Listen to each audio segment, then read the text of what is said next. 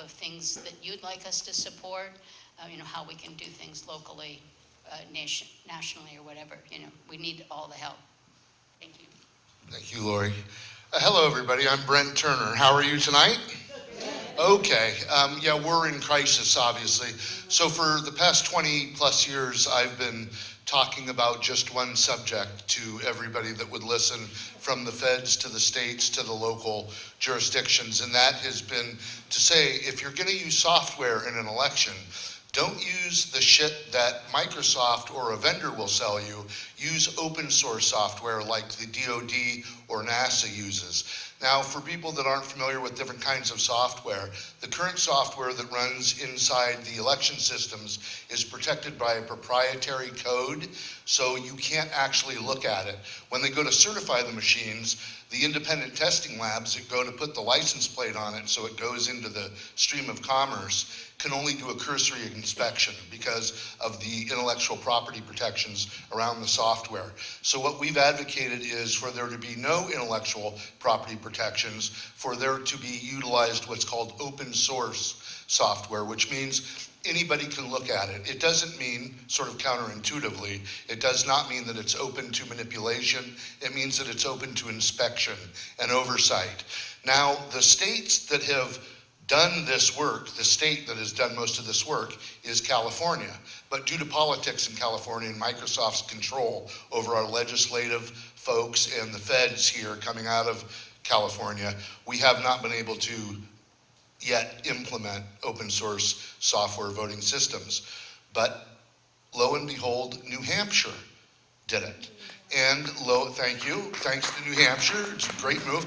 And lo and behold, the place where you would least maybe expect it to happen, Mississippi. So, okay, so this begs the question, why is Mississippi and New Hampshire ahead of California when it comes to election system technology? If California would do the right thing, which, by the way, we had $300 million allocated by the state of California, sent to Los Angeles, and we put a little note on it when we got the money for Los Angeles to say, by the way, don't jump into bed with any phony baloney open source groups, because if you don't work with the right ones, and there are imposters, you'll be taken down the primrose path. Lo and behold, what happened? The 300 million is gone. They still don't have an open source voting system. This happened years ago. Okay, London Breed in San Francisco said she was going to do it. She didn't do it.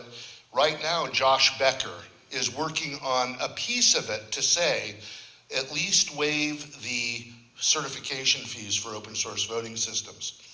The argument about whether or not it's better to use a system where you can see the software or one where you can't seems fairly obvious, but it's been going on for 20 years. Now that New Hampshire and Mississippi have deployed the next generation systems, it's obvious to everyone, okay, you want to know, you have two choices. Either you don't want to know what's going on or you do. Now, of course, we've got extra things coming into play. We're trying to secure the central tabulators and do things correctly on the ground. Now there's other things that I won't even get into now, but you know about Starlink and things that are floating around in the sky. So we've got other points of affectation possibly. We don't know, but we do know one thing.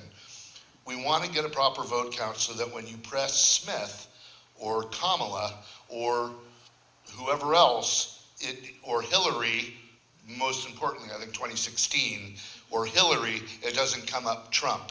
Now, if you're going to talk about election interference, you might want to take a close look at 2016. That's the one where we feel like we were racing to get in front of Trump, because maybe a wise guy like Putin would game a United States election and put somebody like Trump in when it was really supposed to be Hillary. That came down to just a few votes in Michigan and other places, if you remember. So that one got our attention. The Obama election, well, let's start Bush v. Gore. That's what got our attention. Then it went electronic, 2004, Bush. That one, I don't know. 2000, or Kamala, or whoever else, or Hillary, most importantly, I think 2016, or Hillary, it doesn't come up Trump. Now, if you're going to talk about election interference, you might want to take a close look at 2016. That's the one where we feel like we were racing to get in front of Trump, because maybe a wise guy like Putin would game a United States election and put somebody like Trump in when it was really supposed to be Hillary. That came down to just a few votes in Michigan and other places, if you remember. So that one got our attention. The Obama election, well, let's start Bush v. Gore. That's what got our attention. Yeah. Then it went electronic, 2004. Bush. That one, I don't know. 2008, 2012 looked fairly regular. Obama took it with great groundswell backing him. Then we get to Trump in 2016. That one looked a little funky. 2020, maybe it's just because I'm a Democrat, it's a nonpartisan issue, looked kind of regular. 2024 now, we don't know what the hell's going on at this point because it just happened wham, bam. All of a sudden everybody called it. There's no discussion. And I said to Willie Brown when I saw him, hey Willie, I told you a couple things to tell Kamala. One is, don't concede. And number two is, by the way, the voting systems are fucked up. Now, we don't want to cause public distrust of the voting systems. So we walk a very fine line when we talk about this subject. I'm being very candid with you because I'm from Redwood City. I live in Half Moon Bay. I've lived a lot of my life in Pacifica, and I feel like I can be very candid. But the voting systems are right now deficient, and they're waiting for an upgrade.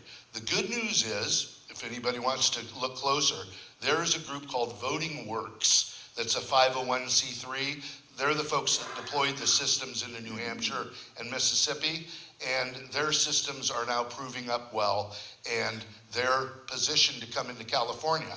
Unfortunately, our Secretary of State here, Dr. Shirley Weber, is positioned. She comes from a family of sharecroppers out of Little Rock, Arkansas.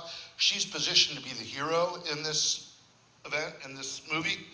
So right now she's the villain because she's not moving forward with the open source voting systems. And if you don't do exactly what these open source election system experts tell you, you will never know exactly what's happening in the election systems because the code itself, the internals, are errant. They're not the appropriate style of software because there's those protections that prohibit proper inspection. That's the reality of our situation.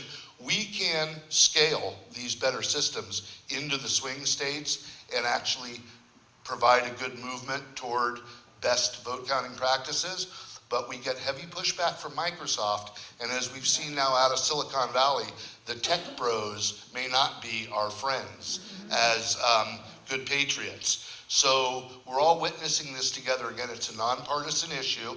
I happen to be a flaming Democrat, if not a Black Panther. I don't know what I am at this point.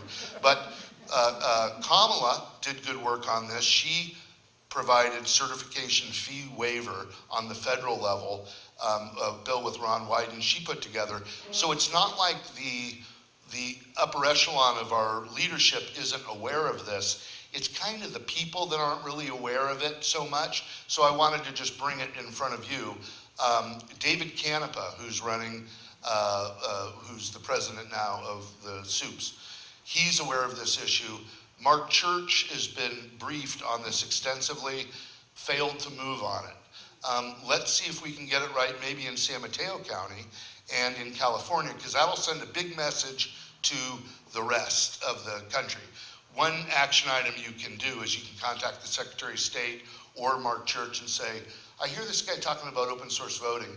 What is this open source? By the way, these systems have a paper ballot as well. So when I refer to them as the better software version, they also have a paper ballot attached. So the voter experience stays the same. It's just when it's tabulated, the software inside the tabulation systems is available for our inspection so that you don't get a bug in there, which unfortunately could occur. So we want to upgrade the systems. We're not crying out about the deficiencies of the current, although I kind of am, wink, wink to you, but normally we walk a fine line and just say the systems are ready for an upgrade. And now the systems are available to perform that upgrade. So with that, I'll open it up to questions because that's really a better way to do this. Please. When MAGAs complained that 2020 was stolen, I always say it can be some proof from now nothing. Go ahead. So when you make this accusation about 2024, do you have some proof? Well, the problem is that these systems disallow proof. So you can't find a smoking gun. there's always going to be some playing the systems. There's going to be somebody playing with a ballot or somebody doing something every election always. However, it's a matter of degree, and these systems disallow finding that smoking gun that would be the gotcha moment and say these systems are available to manipulation. These systems are available to manipulation. A 14-year-old can crack them and hack them and all that kind of stuff because they're using software where once the hacker gets in, there's no remedy. The bug just sits there unnoticed. But if they do a recount with paper ballots, Yes. those states can be considered accurate? Well, hopefully accurate, and the recount audit process is a necessary, valid piece of the puzzle. However, unfortunately, for best security practices, you really want that first count that's currently generated by software, you want that to be a valid count. If that count is off, then unfortunately, although it plays into conspiracy where more than one person is operating, but if somebody then manipulated the ballots in a back room at night and someday, then they could make for artificial reconciliation. The audit count would match. Now, some people say, well, that could never happen. I don't put anything past any of these people because they are devious, and if we can think of it, we figure they can think of it. Questions? Please. So you're not really talking about suppression of the vote, you're talking just the machinery. Because Well, I just yes, read that that's right. 2.3 million votes were suppressed that could have gone for Kamala. So, And- so suppression, we call front-end suppression. Yeah, Letting somebody vote and they think they voted, and then their vote is changed to another vote or not counted. or not counted. That's suppression in my mind, maybe after the fact suppression, but it is suppression. If there is a good thing about front-end suppression, if you're disallowed from voting, you kind of know it. If you go and vote and then don't know what really happened, you can be suppressed and you're still thinking that you're in the game and you're not. Yeah, So this is problematic. Now, Trump has commandeered this issue. Obviously, so anybody that talks about it now, you look like some sort of a lunatic because you're saying what Trump was saying, that Yeah. the systems are bad. What we want to do is take that talking point away from him because right now he has a little point.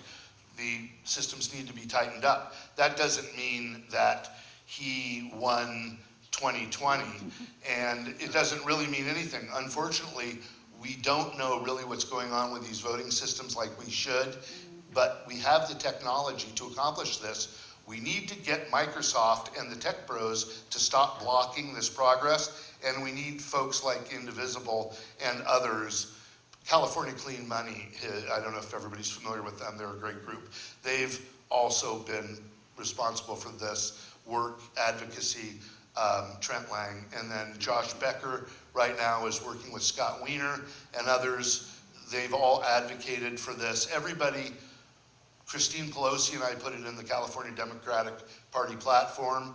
So there is advocacy for this, but it sort of remains there and it doesn't get a lot of attention. I persist, if you really want to get in front of this game, fighting Nazis and other people, you might want to secure those voting systems because we've been saying this for quite some time and now, if I was them, I'd be looking at California and trying to turn this state red. Because if they can do that through manipulation, hallelujah for them. So I'm talking to Attorney General Bonta, everybody I can, screaming to the wind and to everybody, let us expedite the progression of these better systems. And that's why I've come in front of you tonight to share it with you, because this has been an ongoing effort and we don't stop working on it. But it's not the sexiest, big point of focus spotlight issue, but I think it's a necessary one that you should be aware of. So Yes. thank you for your time. thank you.